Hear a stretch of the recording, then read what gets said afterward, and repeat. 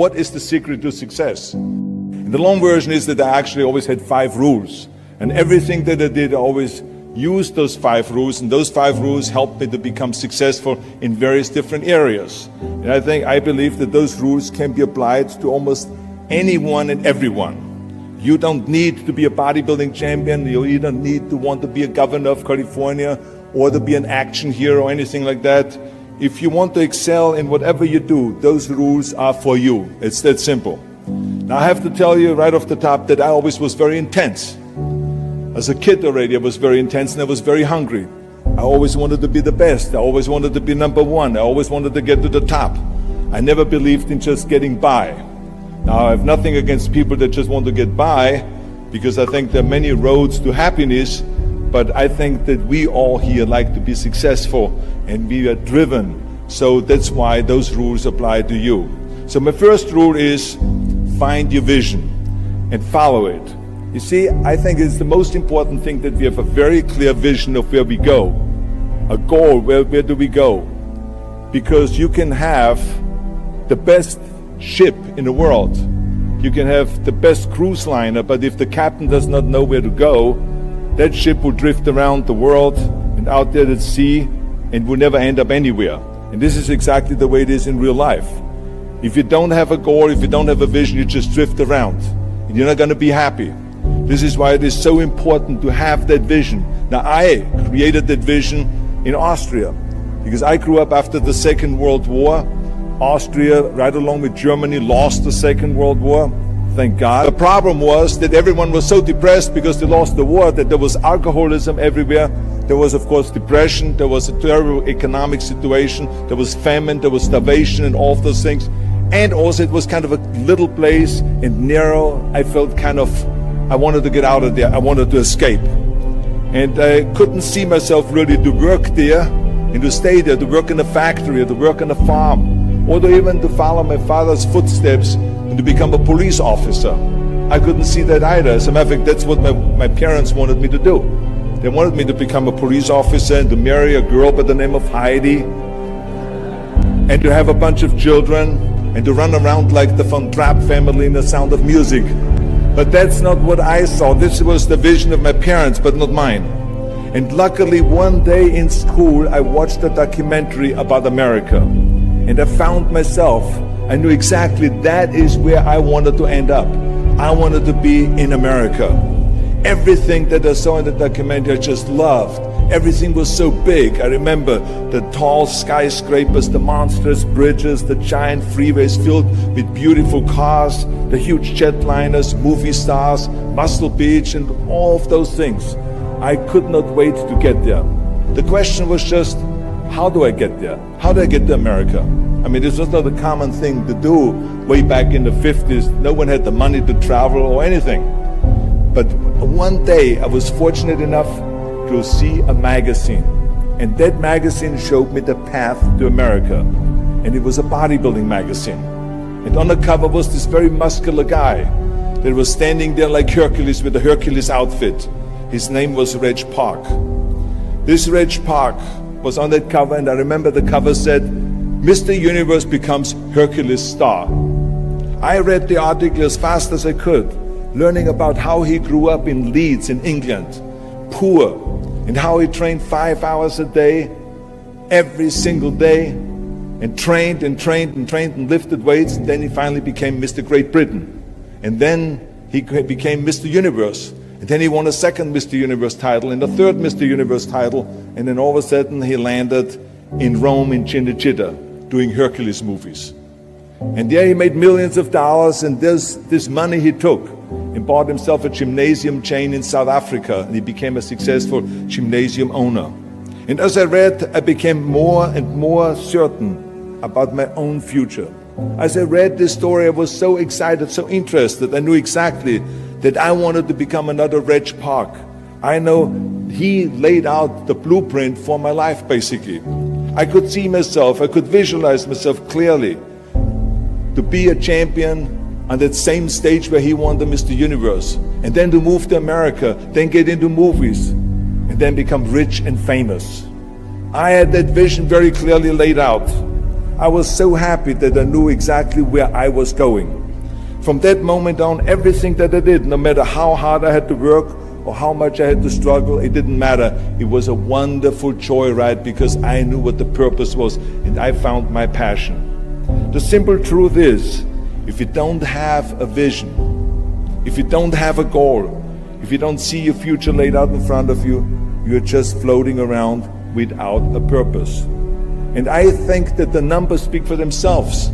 This is why so many people around the world are unhappy with their jobs. I mean, in America, 74% of the people hate their job. Now think about that. That means that only a quarter of the Americans love their life's work. I mean, that is a very depressing statistic. I always smiled when I worked, no matter how hard I worked. I always had a great time, no matter what I did. It didn't matter if it was in bodybuilding, or if it was in the movies, or if it was as governor. I remember in the pumping iron days, people ask me in the gym all the time, why are you smiling all the time? Why are you so happy? You have to lift 50 tons of weights. You have to train 5 hours a day. I mean, I look at the other bodybuilders' faces and lifters' faces, and they look kind of depressing. They look sour. They're miserable that they have to lift weights. You don't look miserable, you look happy. And I tell them always, I say, I smile because I know exactly that every rep that I do, that every set that I do, every weight that I lift, I get one step closer to turning that vision of mine into reality and becoming that Mr. Universe. I could not wait to lift another 500 pounds in the squats. I could not wait to do another 1,000 sit-ups. I could not wait to do bench press because I knew that every rep got me closer to standing on that stage as a champion. As a matter of fact, when I lifted weights, I didn't really feel like I was lifting weights. I felt like I was lifting a trophy over my head each time I lifted. And to have all those bodybuilders around me and thousands of people screaming. And I tell you that this vision didn't just help me in bodybuilding, it helped me with everything, like I said. I remember in the movie business, there was many times stunts that I had to do, where I got hurt, where I was in pain, in agony, and had to do it over and over again. I remember one incident specifically on Conan the Barbarian. There I was, crawling on all four, on rocks, over rocks and gravel, holding my sword right in front of me. And as I was crawling, the camera followed me, and it was around 30 feet that I crawl on those rocks and this gravel. And eventually, after 10 takes, my elbows, my knees started bleeding and hurting. And the director came to me sheepishly and said to me, he says, do you mind if we do another take? I need a close-up of you. And I said to him, no, I don't mind at all. I said, go and do as many takes as you want. He says, no, I don't want to do that because I know you're in pain, you're bleeding. I said, no, I don't feel any pain. I said, the only thing I see is the finished scene. I see the finished scene of me crawling on all four with my sword in the front, crawling up and sneaking up behind Thulsa Doom, the main villain of the Conan movie that killed my parents, and rising up behind him and cutting his head off. That's what I see. So this is why, because I visualized that scene, this is why I did not feel that pain. I did not care if I was bleeding on my knees, because I knew that pain is temporary, but the film is permanent. And I explained that to the director, so this is why I try to tell you, always discover your vision, and the rest will follow. My second rule is never ever think small. If you're going to accomplish anything, you have to think big. You have to go and shoot for the stars. The biggest challenge most people have is because they think small. And the reason why people think small and why they choose small little goals is because they're afraid to fail. They know that if you shoot for a big goal, then the chances of failing are very high. And they're afraid of failing. It's one of the most common things why people are frozen and why they can't make a move in life, because they're scared of failing. The failure is if you fall and you don't get up. But if you get up, you're never considered a failure. So I never considered myself a failure. I always considered myself a winner, even though I fell every so often. But I always got up and I always moved forward. This is the important thing. I never had any patience, of course, for thinking small, because in German we have a saying, wenn schon, denn schon. And that means that if you do something, then go all out and do it well. And this was not just the case in bodybuilding. I didn't just want to be a bodybuilding champion. I wanted to be the greatest bodybuilder of all times. I wanted to have the most muscle, the most muscle of all times, the most definition. I wanted to win the most trophies, the most world championship titles. I just wanted to be the best. So remember, never think small, think big. My third rule is ignore the naysayers. I think it is natural that when you have a big vision and big dreams and you have big goals, that people are going to say around you, I don't think it can be done. I think it's impossible. Or no. I tell you, I heard this all the time, but I want to tell you, don't ever let them stop you from dreaming and from shooting for the big goal. Because eliminate just simply those words, no, impossible, and it can't be done. I mean, in each one of my careers, when someone said it's impossible, I heard it's possible. When someone said it can't be done, I heard it can be done. And when someone said no, then I heard loud and clear, yes. So this is what I believed. And I am a big believer of what Nelson Mandela said. He said it always seems to be impossible until someone does it. And that's exactly what it is. And I wanted to be that one that does it. I wanted to break the new records, and I wanted to do something that no one else has ever done. So I think that's what you need to do. Don't ever be worried about that someone hasn't done it. Just think about how many times my career would have stopped. My career would have ended if I would have listened to the naysayers. I mean, it started right away when I was 15 years old and I became a bodybuilder. Right after the top, when I said, I want to be a world champion in bodybuilding, I want to be Mr. Universe. They immediately said, are you crazy? In Austria, you can become a ski champion. Bodybuilding is an American sport, forget about it. You will never be able to do that. You have no money, you're all by yourself. And then when I wanted to go into show business, after I won 13 world championship titles in bodybuilding, I said, I want to be like Reg Park. I want to be a Hercules. I want to get into movies. Well, I tell you, when I met those agents and managers and studio executives, their reaction was, oh, Arnold, that is so funny. You want to be what, a leading man? Oh, come on. I mean, look, first of all, let's start with your body. Look at your body. I mean, you're overdeveloped. You're gigantic. You're like a monster. Are you kidding me? Do you know what the new thing, the new trend is? It's little guys like Dustin Hoffman, Al Pacino, Woody Allen. Those are the new sex symbols. Don't you get it? Arnold, I mean, be serious. Have you ever seen an international movie star with a German accent? It doesn't happen. Forget about that. Everywhere I turned, they said, no, it won't happen. It's not going to happen, and forget about it. Luckily, I did not listen. I did not listen because I knew if I worked hard enough and if I worked as hard as I did in bodybuilding, 5-6 hours a day, that I will make it, that I could prove them wrong. And I started working very hard. I started taking acting classes, English classes, speech classes, dialogue classes, even accent removal classes. And the reason why I'm here today and talking to you is because I did not listen to you can't, or it's impossible, or no. So I just recommend to you very strongly, ignore the naysayers. My fourth rule is work your ass off. Nobody ever stumbled upon success by accident, except maybe the guy who found gold in California. But don't ever think that you can be that guy. I mean, never want to fail because you didn't work hard enough. I always believed no stone unturned. Work your butt off. That's what I always believed. No matter what you do, work, work, work.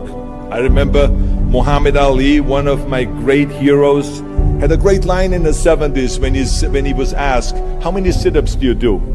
He said, I don't know, because I start counting only when it starts burning. When it starts burning, that's when it starts counting. You see, that's what makes you a champion. It doesn't matter in what area you're in. No pain, no gain. The bottom line is, one of my rules, which is work your butt off. If you don't apply that rule, all the other rules won't mean anything. I mean, it drives me absolutely nuts when people say, I don't have time to work out. Haven't you heard that many times? I don't have time to work out, or I have worked so hard all day, I'm tired, I cannot work out anymore. or I cannot read another book, or I cannot improve myself, or I don't have time, or I work so hard that I cannot really improve my business, or I cannot grow as a person, or any of those things. What the hell are we talking about here? I mean, the day is 24 hours. You sleep 6 hours, so you have 18 hours left. I mean, I know there's some of you out there that say, well, wait a minute, I sleep actually 8 hours, but let's just sleep faster, okay? I believe of what Ted Turner said, who is one of the great entrepreneurs who started CNN and so on. He said, early to bed, early to rise, work like hell and advertise. So that's what I believe. Just remember, you can't climb that ladder of success with your hands in your pockets. You must work your ass off. It's that simple. My fifth and last rule is, don't just take, give something back. Leave your mark on the world. I believe that we all have an obligation to do something for our community, something for our state, something for our country. We must serve a cause that is greater than ourselves, because we all know that in the end we will be judged not by how much we made, but by how much we give. Ever since America greeted me with open arms, I've had this sense of responsibility, and I felt obligated to give something back to America. Because I know that everything that I have accomplished is because of America. If it's my bodybuilding career, if it is my show business career, my political career, the money that I've made, my great family that I have, all of this is because of America. If we want to keep it the #1 country in the world, to work for that and to give something back to that country. And it doesn't matter if you're in America, or if you're in Australia, or if you're in China, or if you're in Japan, or in Italy. It is the same thing. You all have to give something back to your country, no matter where you're from. Now, I love the words of my father-in-law, Sergeant Schreiber, who started the Peace Corps, the Job Corps, legal aid to the poor during the Kennedy and during the Johnson administration. He was the #1 public servant, and he always inspired me to become a public servant. He was one of my heroes.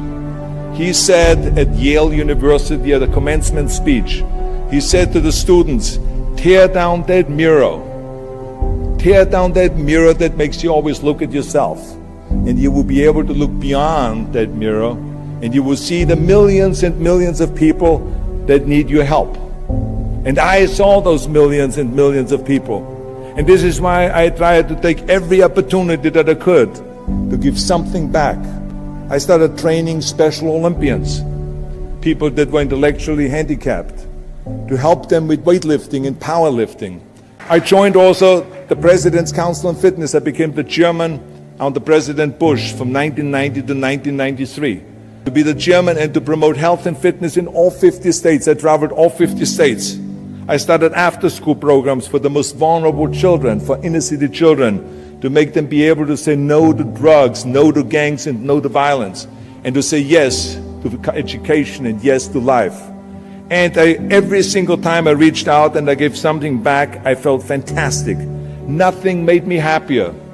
I would rather play chess with an 8-year-old kid in an after-school program, or play golf, a round of golf with a Special Olympian, than go down another red carpet of a movie premiere.